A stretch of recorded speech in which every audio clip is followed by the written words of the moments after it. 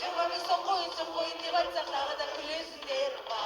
Нұрсұлтандай ағамыз Аружанға қараңыз, жас болса бағамыз, Бекжанға барамыз. Жайдарманшылар бір-бірімен үйленді.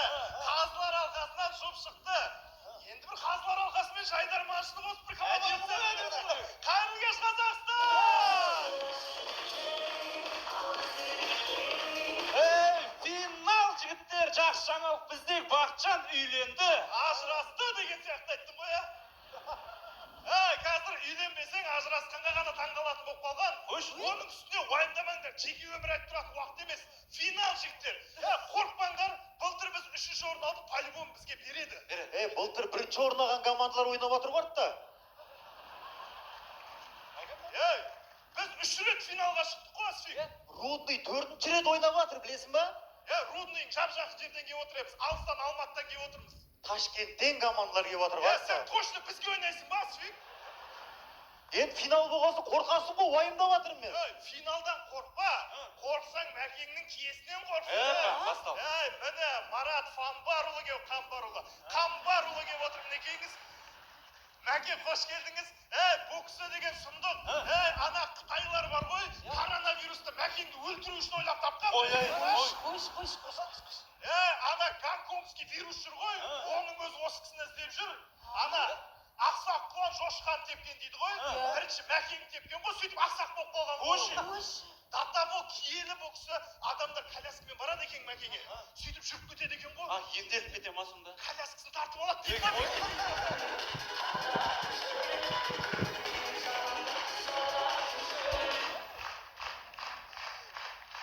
Жігіттер, финал мереке.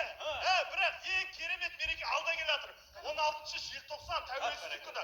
Барлықтарыңыз тәуелсіздік күнімен құттықтаймыз, құрметті достар. Жігіттер, тәуелсіздік деп жүріп бір күн жаңа жылды ұмыт кетпейік. Жігіттер, әлем жаңалықтарына кеттік. Испаниядан кеше митинг болды. Бақа, тасташы осыны. Митинг, 4 жыл болды саясат айтып жүрсің. Не берді саған ол, айтшы? Бір жеңілдеу ештеңе жоқ па? Сен соңына дейін тыңдасай, Испанияда митингке қыз-келіншектер шыққан. Аналар үстерін жалаңаш қылып тастаған екен.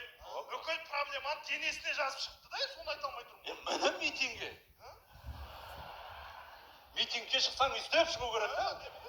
Бүйтіп митингке шығатын болсаң, ана жоғарыдағы ағалар жазуды мән беріп оқитын сияқты ғой, а?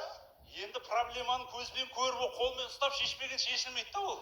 Депутаттардың өздері мына мәселені оңаса да шешу керек. Кабинетке жүріңіз деп айтып кететін сияқты ғой. Ол жақта бір мәселе шешілу үшін бірінші өзің шешіну керек екенсің ғой.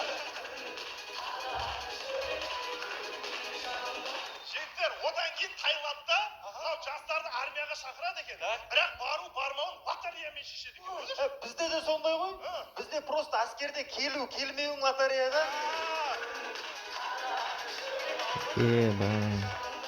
Жақсы айттың негізі. Бірақ бар ғой, финал болғаннан кейін бір ерекшелік керек. Ана 4 команданы бәрін ұмыттырып жіберуіміз керек қой біз. Мен ұмыттыратын адамды шақырып қойдым жігіттер. Әдемі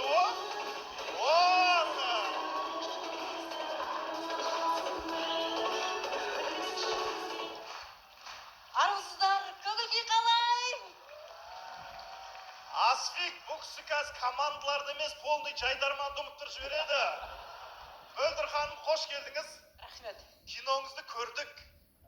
Қалай екен? Күшті екен десе кетесіз ба қазір? Мөлдір ханым, әзіл ғой енді. Негіз сіз дұрыс демедіңіз ше? Ана киноңызды емес, интервьюңызды платный қылу керек еді сізге ше?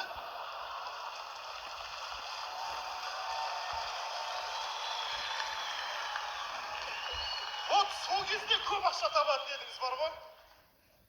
Ал, мен не істейін ал? Бір ән айтып берсеңіз болады енді, ән айтыңыз. Ал, оны көрерменден сұрайық. Қай әнді орындайын?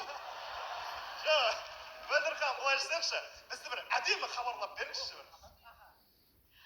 Алдарыңызда Эверест командасы басқа да. Олай болса, Алматы қаласы, Казгу университеті, жарайсыңдар Эверест. 3-ші жыл финалда, кет достар!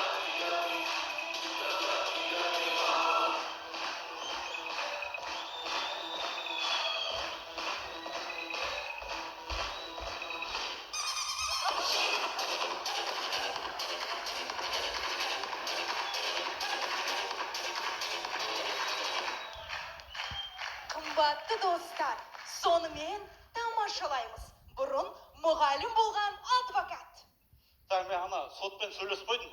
Жақсы отырады, оқитын баланың қасына отырасың.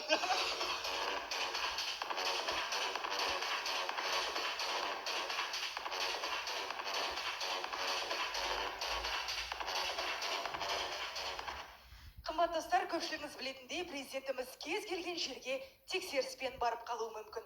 Сонымен Қасым Жомарт Кемелұлы Тоқаев циркте. Президент мырза, қош келдіңіз циркке. Кәні цирктағылар, барлығым шашқаны, цирктағылар, келе қойыңыздар. Кім бар енді ол циркта? Біреу бар ма өзі? Иә, міне. О! Президент мырза, мыналар деген не серьезный демеңіз. Сіз сияқты серьезный адам келген соң, не серьезный киініп, сол серьезный ылғымызды көрсеткіміз кеп тұрғы жұмысқа деген. Серьезно ма? Иә, президент мырза, иә. Так, таныстыра бер циркіңмен. Не бар енді бұда? Мына жерде енді мысық тұр мына. Мысық болатын бе циркта? Ол басында тигр болған ғой. Сізді Сізді көріп мысық оқап тұр ма, бірдеңе болып тұр ғой. жақсы. Одан кейін мына күшті иттеріміз бар. Мұхтар. Ей, Мұхтар ма мынаның аты? Иттердің аты Мұхтар болады ғой, байқасаңыз. Иә.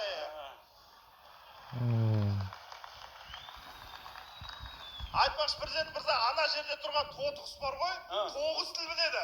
Қош? Менен көп біле ма? Жаман ұмытшақ бірақ ше ол ше. 4 тілді ұмытып қалды ғой деймін өзі. Президент мырза, мыналарға біздің қатысымыз жоқ айтпақшы. Бұл маған келген отчет тапсыруға келгендер. Мына ар жақта күте тұрыңдар. Болды.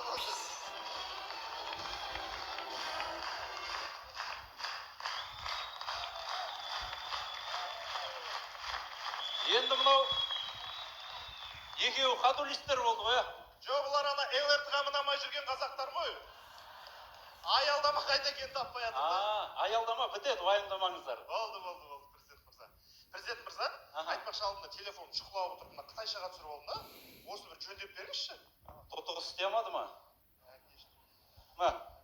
Вообще түсініксіз болып кетті ғой, қазақша қылып жібергеніңізде. Орысша қылып беріңізші адам сол. Сен де рудныйдансың ба? Ой, рахмет, бара беріңіздер, қойылым аяқталды. Мына қойылымдарың қысқа болып қалды ба? Сіз келеді деп циркті қысқарттық қой. Дұрыс, циркті қысқарту керек, жұмысты көбейту керек. Сол кезде елге күлкі болмаймыз. Қош келдіңіз, президент мырза.